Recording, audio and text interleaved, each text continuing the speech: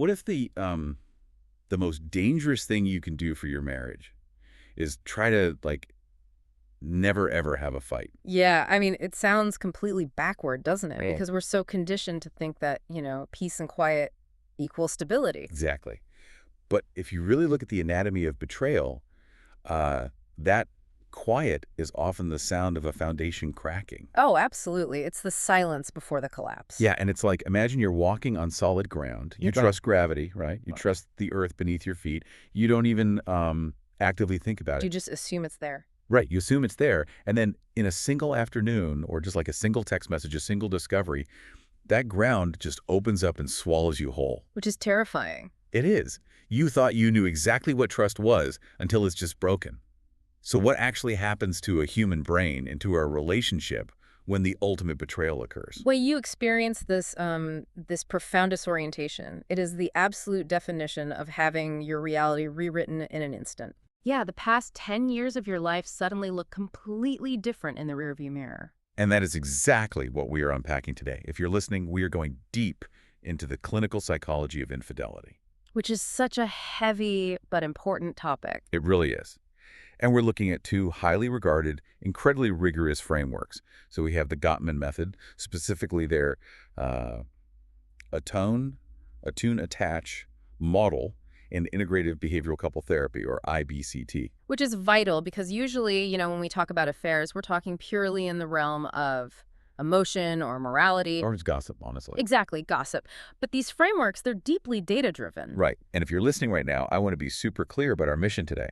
We aren't here to judge. No, not at We aren't here to take sides or moralize about who is right and who is wrong, regardless of politics or personal beliefs. The goal is to just look at the raw data, the biology, the actual behavioral economics of trust, and the step-by-step roadmap the clinical therapists use to pull couples back from the absolute brink. It's a fascinating roadmap, too. It really is. We're going to completely deconstruct the anatomy of an affair, Yeah. figure out why they actually happen, which is almost like a predictable chain reaction of physics and biology, and discover how a marriage 2.0 can actually be built from the ashes of the first. Yeah.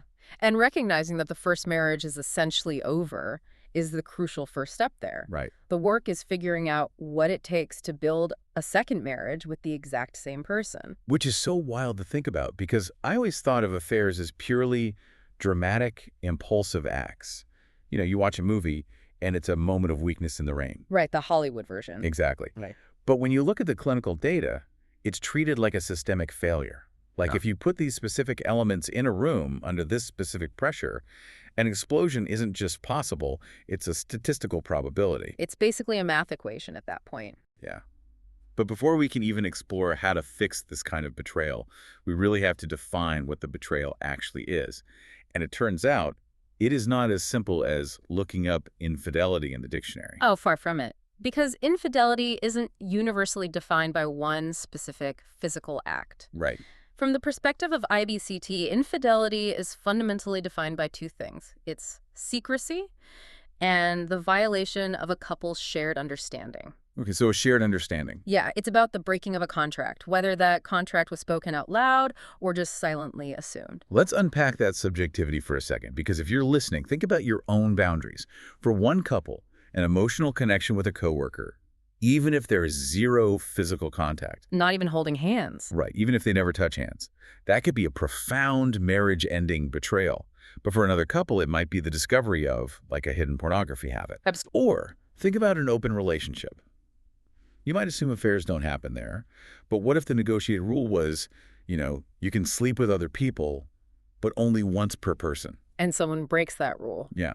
If someone has repeated secret contact with the same person, that is a massive betrayal in that specific context. It's a perfect illustration because the damage doesn't stem from the mechanics of what bodies did what. Right. If you look at the clinical literature, an affair could be purely sexual with zero emotional involvement or purely emotional with zero sexual involvement. Wow. Yeah. The devastation comes from the fact that one partner was operating in a secret reality.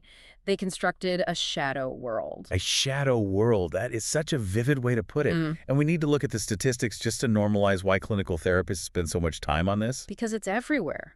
It is. Yeah. People hide it out of shame, but it is incredibly common.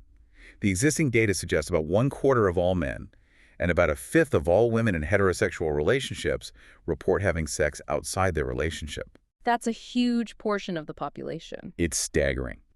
It is the most frequent reason for divorce.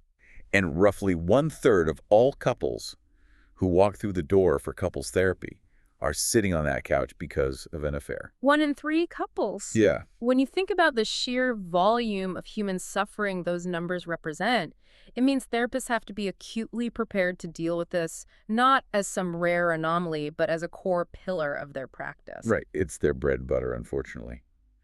But this raises a question for me. If the definition of an affair is totally subjective based on this shared understanding, does that mean a lot of affairs happen simply because the couple never sat down and explicitly negotiated where the boundary lines were? Like they didn't spell it out? Yeah, like they just assumed they were playing the same game with the same rule book and someone accidentally stepped out of bounds?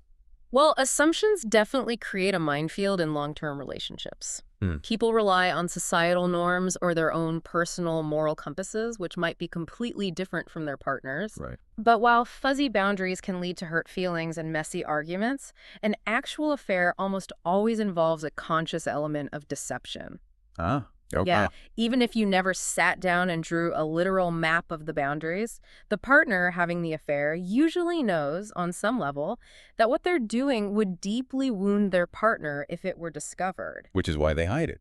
Exactly. That is the entire reason for the secrecy. So it's not an accidental misstep over an invisible line. It is a deliberate hiding of reality. And that cognitive dissonance, the realization that your partner has been looking you in the eye while living a parallel life, is what shatters the reality. Yes, completely. You wake up one day and realize the timeline of your life is a fiction. Oh, that weekend you were supposedly at a conference, or that coworker you told me not to worry about. Everything gets called into question. Right. Every memory has to be audited and rewritten. Which is exactly what causes the profound trauma. It's not just the pain of sexual jealousy. It is the terrifying realization of, I don't know what is real anymore, and I don't know if my own judgment can be trusted. That's so heavy. So if the boundaries are breached and the reality is shattered, why do people cross those lines in the first place? That's the million-dollar question. Because it is so rarely about just walking down the street and finding someone intensely attractive. I mean, attractiveness exists everywhere. Right, there are attractive people all around us. Exactly. When you dig into the psychology, it points to something much more foundational, much deeper, and honestly, a lot sadder. It points to loneliness. Loneliness is a physiological state of emergency. It's the silent killer of relationships, and frankly, of people. Yeah, the landmark research by James House, published in Science, and the psychophysiology work by John Cacioppo backs this up in terrifying detail. It's sobering data. It really is. They found that everywhere on the planet, loners and lonely people die young, much sooner than people with friends and social support. Yeah, Cacioppo found that lonely people are chronically stressed. Their cortisol levels are elevated constantly. Wow. They're far more negative when meeting strangers, and their immune systems are actually suppressed. So it's a literal health crisis. Exactly. The human body interprets social isolation as a literal threat to physical survival. We are pack animals. Without the pack, we die. But here's the crucial insight from the clinical literature on affairs. There is no greater, more devastating loneliness than being lonely while in a relationship. That is the core of it. Like, imagine lying in bed. Your partner is 3 inches away from you, their back is turned, but they might as well be on Mars. It's agonizing. Feeling completely alone while sitting right next to someone on the couch is a very specific, agonizing type of pain. And researchers conclude that this specific in-relationship loneliness is probably the greatest single cause not only of divorce, but of affairs. Which brings us to Shirley Glass. She wrote a landmark book called Not Just Friends. A classic in the field. It really is. And she introduced this paradigm of walls and windows that explains exactly how that loneliness transforms into an affair. Right. She observed that in a healthy, committed relationship, the partners open a window between them. This allows for continuous, transparent communication. They can see each other's inner lives clearly. And then around their relationship, they build a strong wall that protects them from outside intrusive forces. Exactly. The wall keeps the relationship safe, and the window keeps the partners connected. It's an architectural metaphor for emotional intimacy and healthy boundaries. But in an affair, the architecture completely flips. It does. The partner who ends up cheating starts to open a window to an outside individual. This creates sudden intimacy with a third party. And simultaneously, they erect a wall between themselves and their spouse. Right, which blocks off the transparent communication at home, so the walls and windows have completely reversed. And the pathway to this structural inversion is incredibly common, and it goes right back to what I brought up at the start about the danger of a conflict-free marriage. Yes. Glass observed that marriages with an affair almost invariably involved deep patterns of conflict avoidance. People are so afraid to argue. Right. The partners bite their tongues. Good. They don't raise their discontents because they want to avoid a bad fight. They think they're keeping the peace. They think they are protecting the marriage. But because they're avoiding conflict, none of their unmet needs are ever addressed. No compromises are made. The problems just fester in the dark. And eventually, one partner grows so lonely, so weighed down with carrying these unvoiced complaints, that they zero in on an interested stranger who is simply happy to listen. Just a sounding board. Yeah. And it doesn't have to be some incredibly seductive, manipulative homewrecker. It can be the barista you see every morning. It could be a colleague you chat with on Slack about an annoying boss. Or someone you sit next to on the commuter train. Exactly. You are just so relieved to have a conversation where you feel seen and heard without tension. And those simple conversations snowball. The window opens wider to the stranger, and the wall goes up higher against the spouse. The irony is absolutely tragic, because the initial attempt to protect the marriage from conflict, the desire to avoid messy fights and keep things harmonious, is exactly the mechanism that starves the marriage of intimacy. The silence creates a vacuum, and the affair rushes in to fill it. By trying to be polite and avoid rocking the boat, they sink the whole ship. Yeah, that's exactly what happens. It's like having a top-of-the-line home security system, but because you're afraid the alarm is too loud and might annoy your partner, you just turn it off. Which defeats the whole purpose. Right. And then you leave the front door wide open for a stranger to walk in. And as if that wasn't bad enough, you go and change all the internal locks on the bedroom door so your own partner can't get inside. And the spouse on the outside of that new wall often has no idea the locks have even been changed. No idea at all. Not until they try to turn the handle and realize they are locked out of their own life. And by the time they realize the door is locked, the trust is already destroyed. So if a wall is built and trust is completely leveled, we have to ask a fundamental question.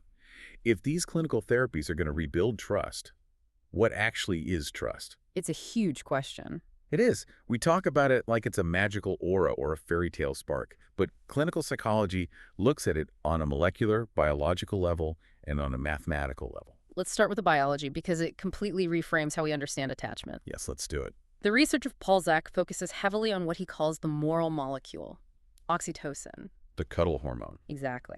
Mammals secrete oxytocin when we hug for more than 20 seconds, or kiss for more than 6 seconds. We secrete it after orgasm. And women secrete massive amounts of it during childbirth and nursing. It is literally the biological glue of human attachment. And its power over behavior is staggering. Consider the research by scientist Susan Carter. Oh, the voles. Yes, she studied 2 types of rodents, the prairie vole and the mountain vole. The prairie vole is naturally monogamous. It mates for life, raises its young together, builds a shared nest. Sounds lovely. Very cozy. But the mountain vole, closely related, is the exact opposite. It's highly promiscuous. It does not mate for life. Okay. But Carter found that if you take these promiscuous mountain voles and literally inject their brains with oxytocin, they suddenly become monogamous. Wait, really? Just a chemical injection completely overrides their natural evolutionary programming. Completely overrides it. And chemically, the reason this happens is that oxytocin drastically reduces the activity in the brain's fear centers, the amygdala. Right. It turns down the panic, it turns down the suspicion, and it turns up the bond. This effect is so pronounced that a researcher named Guy Bodenman conducted an experiment with human couples. Yeah, a fascinating study. He brought couples into a lab who were known to have volatile, nasty fights.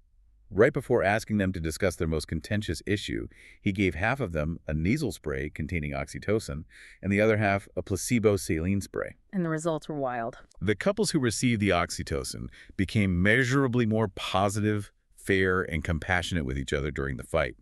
It chemically forced them to de-escalate. I think John Gottman even jokes that he keeps bottles of oxytocin nasal spray next to his therapy chair for those extremely gridlocked couples. I would too. Ugh.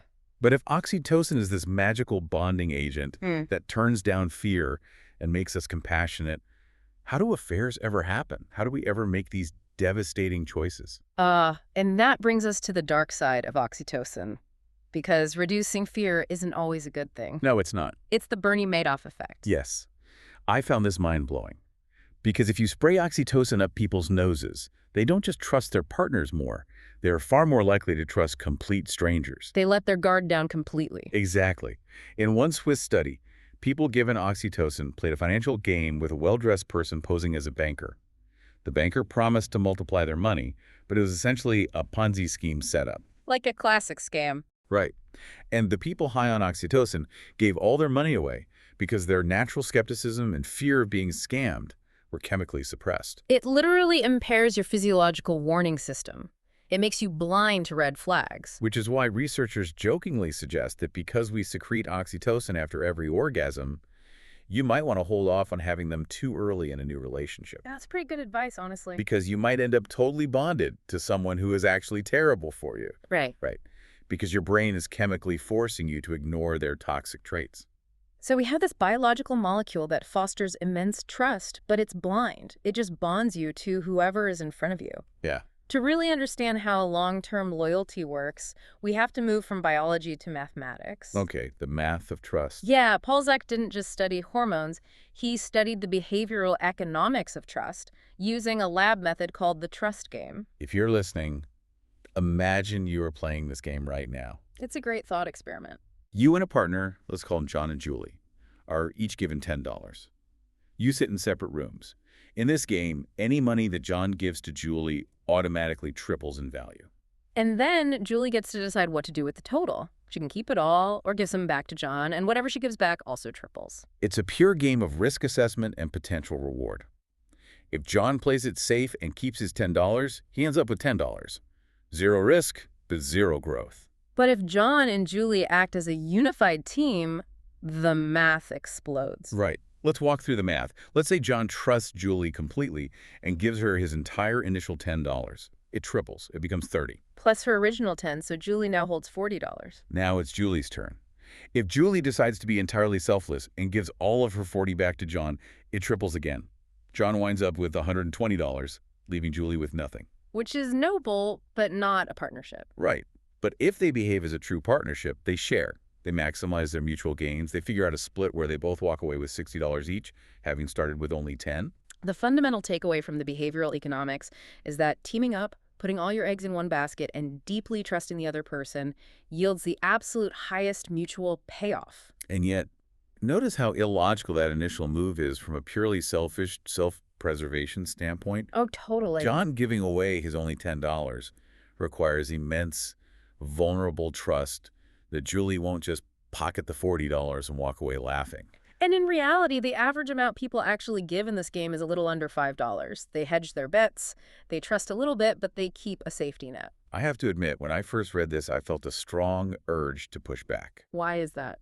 Well, the foundation of a human soulmate connection, the grand romance of lifetime, is just, what, a nasal spray of mammalian hormones and a cold financial risk assessment game. It does sound a bit sterile. Are we just walking chemical equations, playing casino games with each other? It feels deeply unromantic. It's completely understandable to feel that way. It demystifies the poetry of love. But when you are sitting in a therapist's office and your marriage is in absolute ruins, this perspective is actually deeply empowering. How so? Well, if trust were just a magical romantic aura, a fairy tale spark that you either have or you don't, then when it dies, you're doomed. There's nothing you can do. Right, you're just out of luck. Exactly. But if trust is a measurable behavior, if it's the biology of choosing to hold a hug for 20 seconds even when you are annoyed, and the math of choosing mutual benefit over selfish gain, it means trust is an action. Wow, okay. It is something you can actively, deliberately build. You don't have to wait for the feeling to return. You can manufacture it through action. Precisely. Therapists define trust as thinking for two.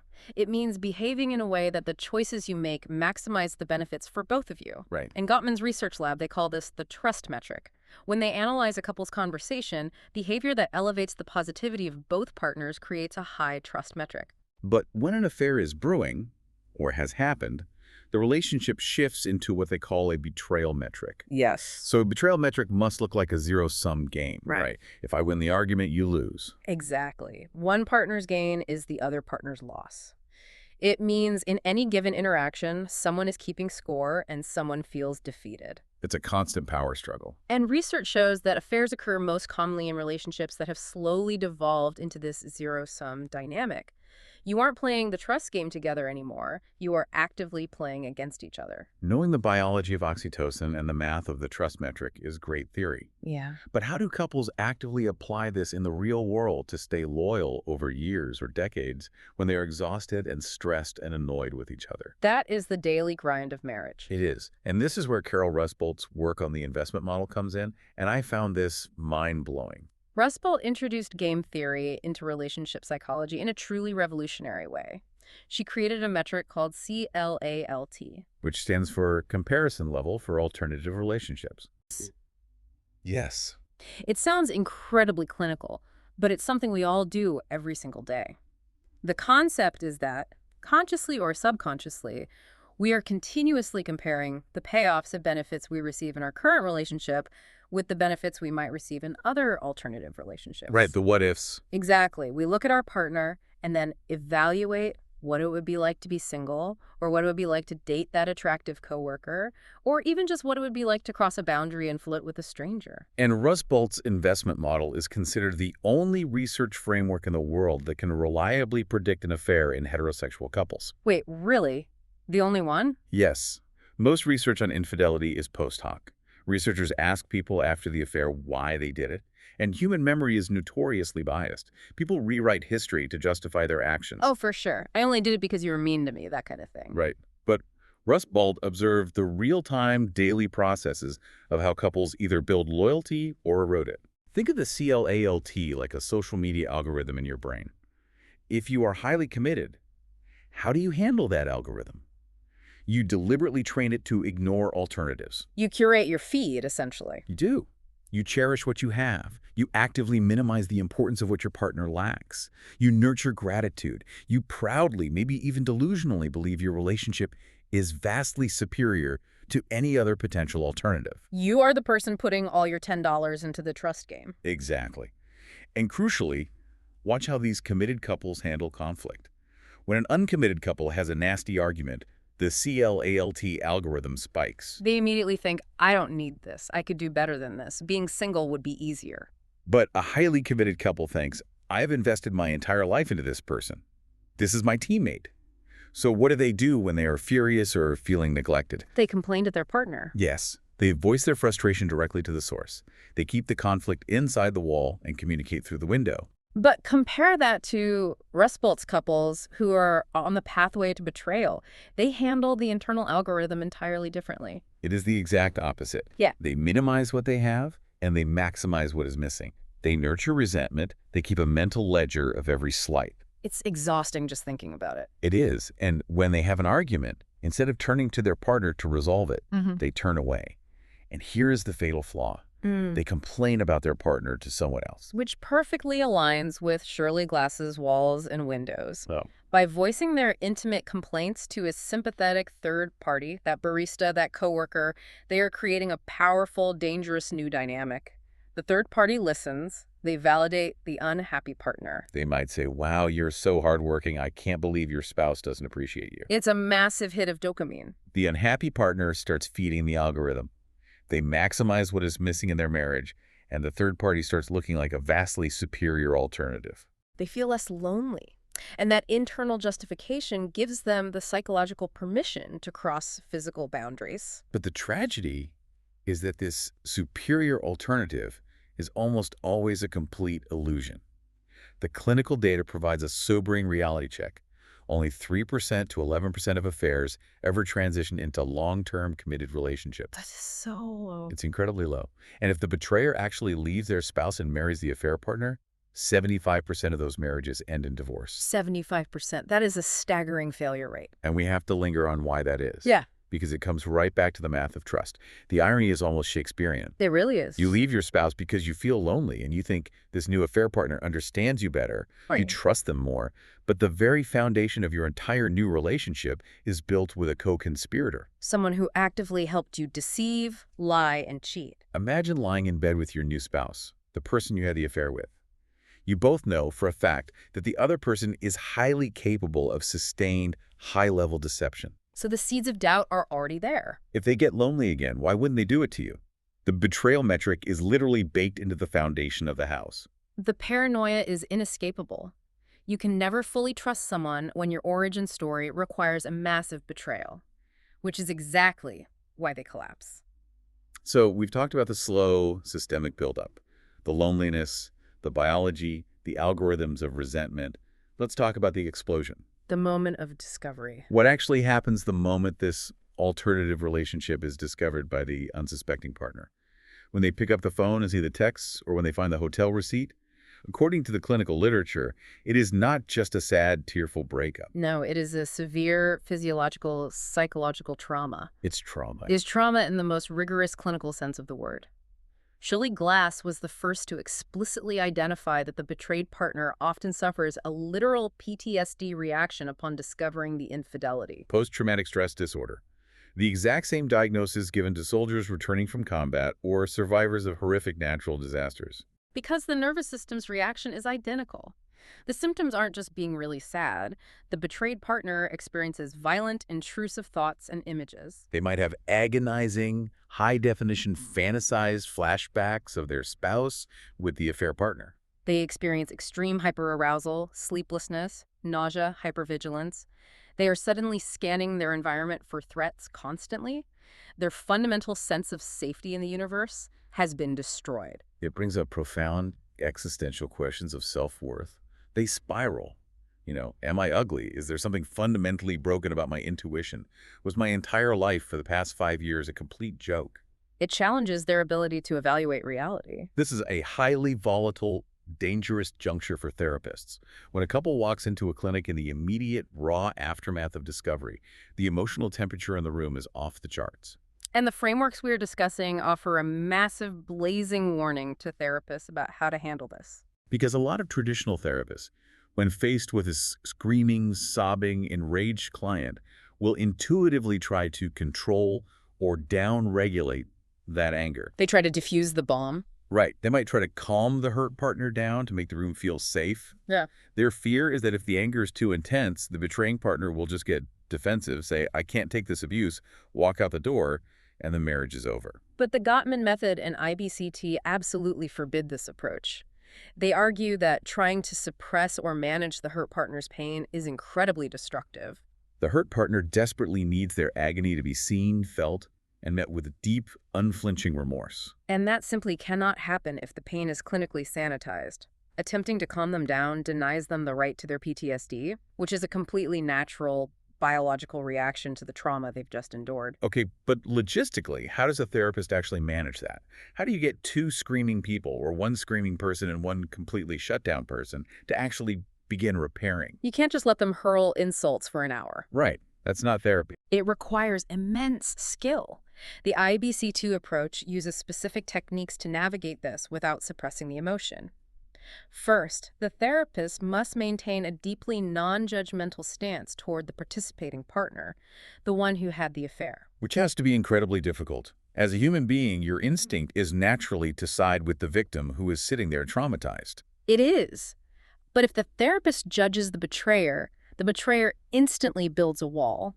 They become defensive, they rationalize, and they will not engage in genuine remorse. So the therapist uses mechanisms called empathic joining and unified detachment. Right. How does that actually sound in the room? Walk me through the mechanism. How do you detach them? You shift the problem from being between them to being in front of them. The therapist promotes the notion that both members of the couple are responsible for the problems in the relationship. Both contributed to the distance, the conflict avoidance, the walls and the windows. They are joined in the failure of the marital ecosystem. However, and this is the critical non-negotiable distinction, only the participating partner is responsible for the affair. Ah, I see. The affair was a unilateral choice made by one person to cope with those relationship problems. Exactly. So you surgically separate the state of the marriage from the act of betrayal. This neutralizes the natural defenses. It stops the betrayer from saying, I only cheated because you never wanted to have sex. And it stops the injured partner from screaming, I didn't want to have sex because I was exhausted taking care of your children. The therapist will explore the context and the vulnerabilities that led to the affair, but they make it explicitly clear that reasons are never ever accepted as justifications or excuses for the betrayal. Exactly. But wait, we are assuming the affair is out in the open. What if the couple is sitting on the couch, filling out their intake forms, and one of them is still secretly seeing the affair partner? Oh, boy. What if the discovery hasn't fully happened, or it's still ongoing and the spouse has no idea? That is the ultimate therapist's dilemma. And it's why the assessment phase in these frameworks is so rigorous. Both the Gottman method and IBCT mandate individual one-on-one sessions early in the process. And in those confidential sessions, the therapist looks the client in the eye and bluntly asks, have you had an affair, or are you having one now? And if so, does your partner know? And if the client confesses, yes, I'm currently sleeping with my coworker and my wife has no clue. What happens? Does the therapist blow the whistle? No, the therapist is legally and ethically bound by confidentiality. They will not out the secret. But it triggers an immediate crisis for the therapy itself. The clinical protocols are definitive on this. Couples therapy cannot continue if an active affair is kept secret. But why? If the betraying partner is literally sitting in couples therapy, doesn't that mean they want to work on the marriage? Shouldn't the therapist try to help them navigate it? Because it is a structural impossibility. If the therapist keeps the secret and proceeds with couples counseling, the therapist is now actively colluding with the betrayer against the clueless, traumatized partner. The therapy room itself becomes a theater of deception. Therapy relies entirely on truth and vulnerability to rebuild the trust metric. You cannot build a foundation on a sinkhole. The participating partner is trying to operate with, as the clinicians say, one foot in the marriage and the other in the affair. It guarantees failure. It does. It's like hiring a contractor to fix the cracked foundation of your house, but you refuse to tell them that you are secretly running a jackhammer in the basement every single night. They can pour all the concrete they want during the day, but the house is still going to collapse. Exactly. So the therapist presents a hard ultimatum. They explain they won't reveal the secret, but the client must make an immediate choice.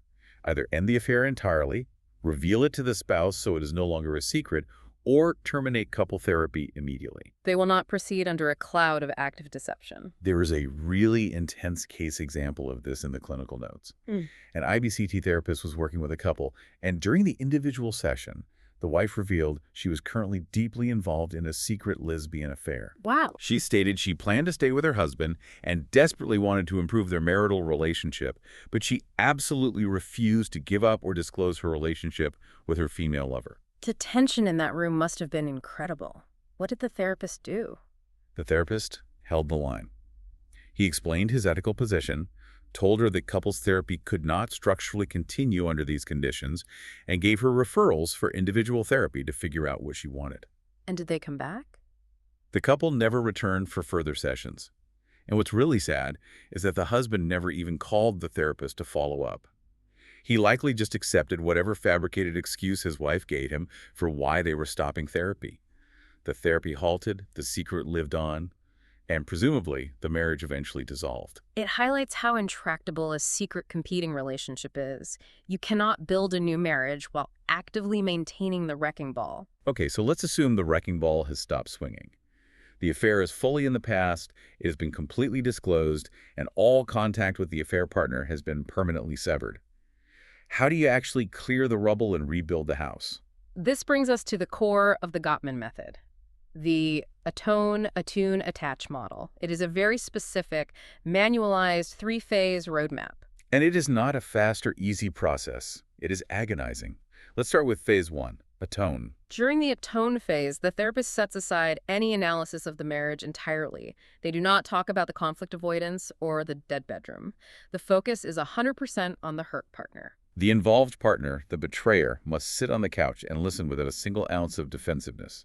They must offer absolute honesty, absolute transparency, and deep visible empathy for the immense trauma they have caused. This is where the hurt partner gets to express the rage and the PTSD symptoms we talked about earlier. They need to see that the involved partner can withstand their fury and their grief without running away or making excuses. But there is a very specific rule in this phase that is fascinating. The therapist strongly cautions the hurt partner not to ask questions about the specific sexual details of the affair. What positions did you use? What did their body look like compared to mine? Were they better in bed? It's a completely natural, morbid curiosity. The betrayed partner thinks that if they just know every detail, they can somehow gain control over the narrative. But it is incredibly destructive. Because if I know the exact layout of the hotel room and the exact physical acts, my brain is just going to render that in 4K resolution every single time I close my eyes. Exactly. It provides high-definition ammunition for the intrusive images and the nightmares. It actively feeds the PTSD. The focus in the atone phase needs to be on the emotional betrayal, the logistics of the deception, the timeline of the lies, the meaning of the affair, not a cinematic playback of the physical acts. And there's another massive rule during the atone phase: no staggered disclosure. Oh, this is vital. Staggered disclosure is when the betraying partner drips out the truth slowly, piece by painful piece, usually only admitting to exactly what the hurt partner has already managed to discover. Okay, yes, we texted. Okay, yes, we met for coffee. Okay, yes, we went to a hotel. It is death by 1,000 cuts. Therapists must push the participating partner to round up when sharing information. If you met 5 times, say 5, don't say 2. Overestimate rather than underestimate. Because every single time a new lie is uncovered, the trust clock resets to absolute zero. The trust metric vanishes. The hurt partner goes right back to day one of the trauma. The atone phase cannot end until the hurt partner truly, in their bones, believes they have the whole truth and that the involved partner is profoundly remorseful. Sometimes this takes a few sessions, sometimes it takes an entire year. But once that foundation of truth and remorse is finally solid, the couple can transition to phase 2, attune. This is where they finally turn their attention to the marriage itself. This is where they look at the walls and the windows, the conflict avoidance, the loneliness that predated the affair. They have to unlearn their old, dysfunctional patterns of communication. Therapists use specific conflict blueprints, like Gottman's Dreams Within Conflict Intervention. The goal here is to dig into the psychological vulnerabilities in the relationship. But again, it's a tightrope walk. They have to understand how the ecosystem failed without ever crossing the line into blaming the hurt partner for the involved partner's choice to cheat. It's about figuring out how the forest got so dry and brittle even though only one person actually struck the match. In the attune phase, they try to recreate a friendship. They learn how to ask deeper, open-ended questions, how to express empathy rather than criticism, how to build new daily rituals of connection. And if they successfully attune to each other, they enter the final and often most delicate phase, phase 3, attach. The goals here are to solidify that renewed friendship, create shared meaning for their future, and very slowly engage in erotic intimacy again. And the clinical literature is very clear. Sexual intimacy should never be rushed or pushed. Because the bedroom is often the absolute epicenter of the trauma triggers. Right. Sometimes a couple will do months of great work, they attempt their first intimate encounter, and the hurt partner's PTSD just flares up violently. The sheer vulnerability of being naked with the person who destroyed them brings all the terror flooding back. It requires the couple to take a huge step back, for the betrayer to provide massive reassurance without getting rejected or angry, and to do more work on trust before trying again. But ultimately, if they make it through phase 3, this leads to marriage 2.0. Many couples even choose to have a recommitment ceremony, like renewing their vows, to symbolize that the recovery is complete and a new relationship has begun. When you look at this rigid structure, attune, attach, it's vital to understand why it has to be this strict. Without this manualized roadmap, a couple dealing with infidelity will almost always just spin in a permanent, agonizing cycle. The hurt partner accuses, the involved partner gets defensive and justifies. The hurt partner feels unheard and gets more enraged. The involved partner withdraws. It never ends. The structure of the therapy forces them to break that cycle. It demands complete accountability first, deep understanding second, and physical connection last.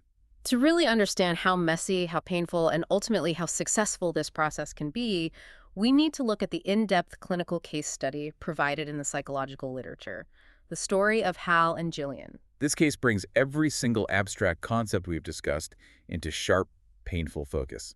This case is a masterclass in seeing the theoretical biology and behavioral economics play out in real, incredibly flawed human lives. Let's set the stage. Hal and Jillian had been married for 14 years. Together, they owned and operated a retail clothing boutique. Twice a year, Hal traveled to different Asian countries to order textiles and handle the manufacturing side of the business. He usually made these long trips alone. Jillian was described as a homebody, who vastly preferred staying home to manage the store and take care of their teenage son, who was from her first marriage. It is the classic structural setup for distance. As the years passed, the walls went up. Their sex life slowly dwindled to a trickle, and the loneliness set in. And while Hal was on these long, solitary trips overseas, Jillian's intuition kicked in. She grew highly suspicious. She repeatedly confronted him, asking if he was having affairs. 3 months later, she would ask again. 9 months later, again. And every single time, Hal adamantly denied it. Total secrecy, the betrayal metric was in full effect. So Jillian finally reached her breaking point and took drastic action. In exasperation, she hired a private detective in Asia who followed Hal. And the detective's report was devastating. Hal was, in fact, seeing prostitutes at every single city stop on his tours, but it went deeper than just transactional sex. In Tokyo, there was a Japanese businesswoman, a supplier for their silk, who he heavily favored. They had an ongoing emotional connection. A massive window had been opened. The discovery was explosive. When Hal returned home from his trip, Jillian confronted him. Tears, recriminations, screaming, throwing objects across the room. She'd already packed a suitcase for him and a suitcase for their son, telling the boy they were going to a hotel while she looked for a permanent apartment. It is the total, instantaneous shattering of reality we discussed.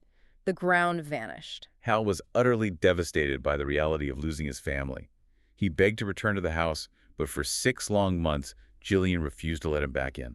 Finally, she agreed to at least try marriage counseling before officially filing the divorce papers she had already drawn up. They walk into the therapist's office, and the tension is so hot it might burn the building down.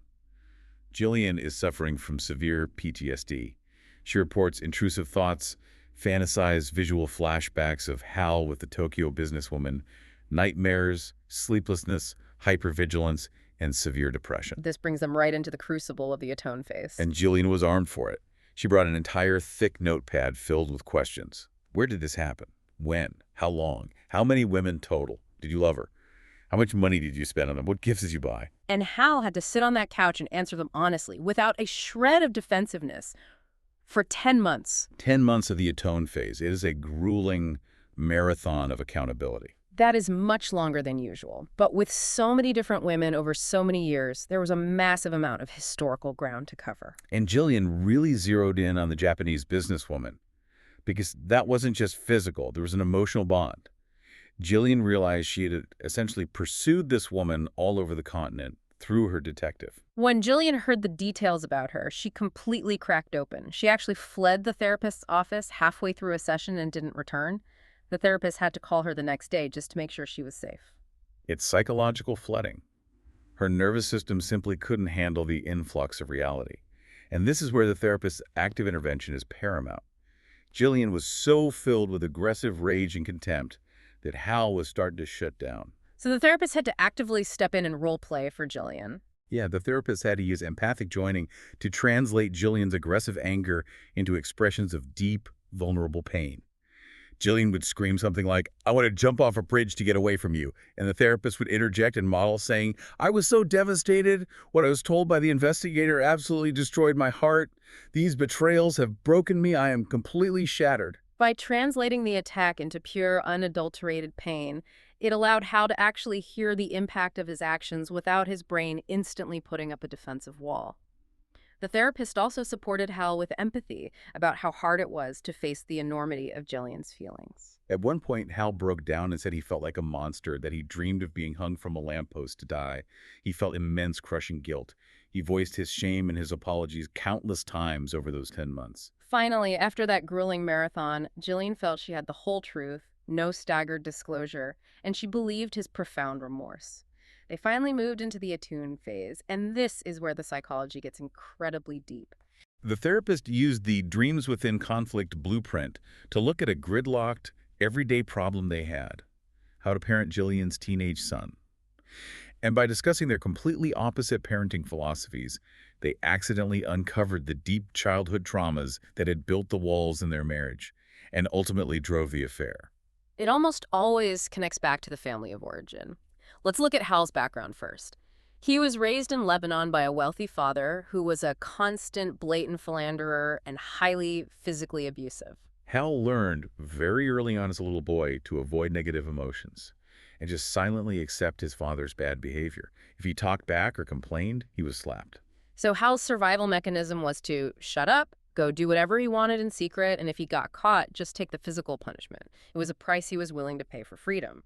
To Hal, authority figures simply couldn't be reasoned with. And how did that childhood survival mechanism apply to Jillian? Over the years of their marriage, Hal began to subconsciously view Jillian as the boss, the ultimate authority figure in the house and the business.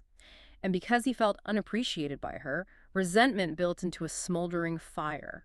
His CLALT algorithm was maximizing her flaws. But he couldn't express those negative feelings to her because his childhood conditioning told him that speaking up to an authority figure results in punishment. So he took trips, he sought out prostitutes and lovers who gave him the adoration and attention he felt he deserved, and he rationalized his immense guilt by telling himself he had earned it because he worked so hard and suffered in silence at home. Wow. And Jillian's background was entirely different, but equally traumatic.